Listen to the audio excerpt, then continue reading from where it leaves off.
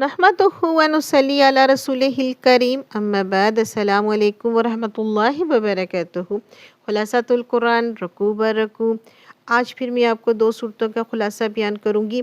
पहली सूरत है सूरह कौफ और दूसरी सूरत है सूरह ज़ारियात। पहली सूरत सूरह कौफ। औज़ु बिल्लाहि मिनश शैतानिर रजीम बिस्मिल्लाहिर रहमानिर रहीम। सूरह कौफ रकू नंबर 1 आयत नंबर 1 से लेकर 15। इस रकू का जो टॉपिक है वो ये है अल्लाह ताला की कुदरत के मुज़ाहिर। पहले रकू में अल्लाह सुब्हान व तआला की बेमिसाल कुदरत के कई मुज़ाहिर बयान किए गए हैं। वसी व अरीज़ आसमान जिसे सूरज चाँद और सितारों से सजाया गया, इंतहाई कशादा ज़मीन, इस पर नस्ब और ऊंचे ऊंचे पहाड़, बारिशों से पैदा होने वाले खूबसूरत बागात और तरह तरह की मेवे नबातात, जो अल्लाह बारिश के ज़रिए मुर्दा ज़मीन को ज़िंदा करता है और इसी तरह वह मुर्दा इंसानों को भी दोबारा ज़िंदा करेगा। इस हकीकत को माजी में कोई कौमों से नहीं झुटलाया। क्या उन्होंने गौर नहीं किया कि जिस अल्लाह ने तमाम इंसानों को पहली बार बनाया वो इन्हें दोबारा भी ज़िंदा कर सकता है।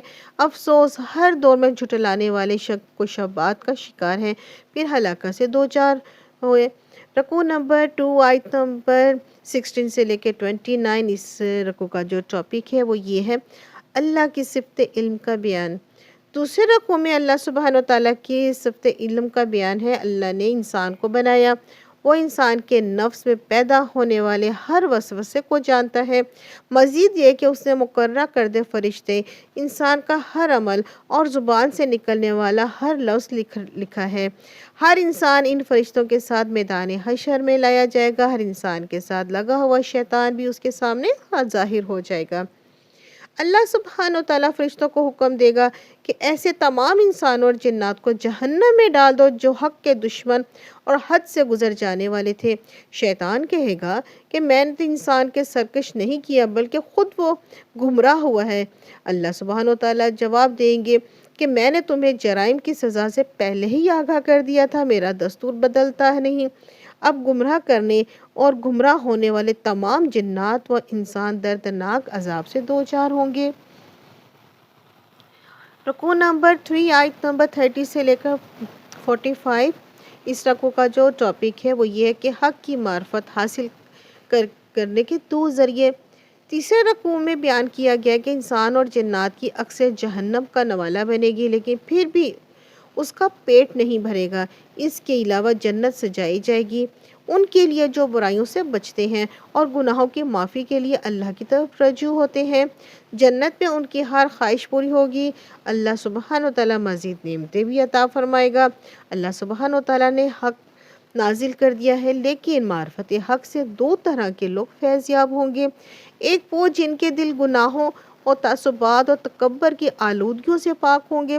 ऐसे सलीमुल क़ल्ब लोग फ़ौरन हक़ को कबूल कर लेंगे। अलबत्ता जिनके दिल ज़ंग आलूद होंगे, वो भी अगर तवज्जो हक़ का बयान सुनते रहे तो वो दिलों का ज़ंग उतरेगा और हक़ का नूर उनके दिलों पर भी मुनव्वर कर दिया जाएगा। यहाँ हमारी सूरत कौफ कंप्लीट होती है। अब हमारी स्टार्ट होती है दूसरी सूरत सूरह ज़ारियात। औज़ु बिल्लाहि मिनश शैतानिर रजीम बिस्मिल्लाहिर रहमानिर रहीम। सूरह ज़ारियात रकू नंबर 1 आयत नंबर 1 से लेकर 23। इस रकू का जो टॉपिक है वो ये है कि दोबारा ज़रूर ज़िंदा किया जाएगा। पहले रकू में कसम खा कर कहा गया कि जिस तरह तेज़ हवाएं भारी बादल लाती हैं, बादल बरसते हैं, मुर्दा ज़मीन ज़िंदा हो जाती है, इसी तरह अल्लाह सुब्हान व तआला तमाम इंसानों को दोबारा ज़िंदा करेगा।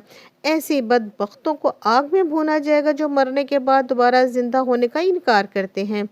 परहेजगारों को बागात और चश्मों से सरफराज किया जाएगा।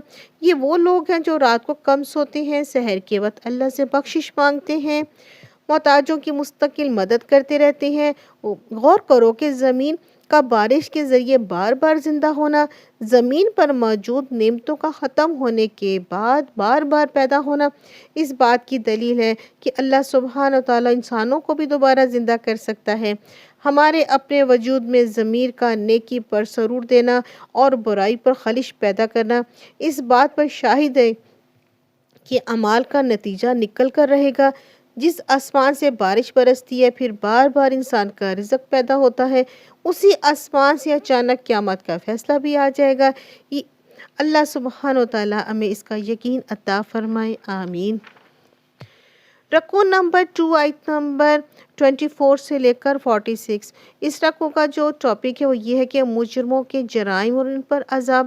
سورہ زاریات کے دوسرے رکوع میں اس واقعات کا بیان ہے جب فرشتے خوبصورت لڑکوں کی صورت میں حضرت ابراہیم علیہ السلام کے پاس آئے، انہیں حضرت اسحاق علیہ السلام کے معجزانہ ولادت کی بشارت دی۔ اس کے بعد اس رکوع میں قوم لوط، آل فرعون، قوم عاد، قوم سمود، قوم نوح کے جرائم کے ان پر نازل ہونے والے عذابوں کا ذکر ہے۔ رکوع نمبر 3 آیت نمبر 47 سے لے کر 60۔ اس رکوع کا جو ٹاپک ہے وہ یہ ہے کہ انسانوں اور جنوں کا مقصد تخلیق اور اللہ کی عبادت ہے۔ تیسرے رکوع میں ارشاد ہوا ہے کہ اللہ سبحانہ و تعالیٰ نے بلند و بالا آسمان، وسیع و عریض زمین بنائی۔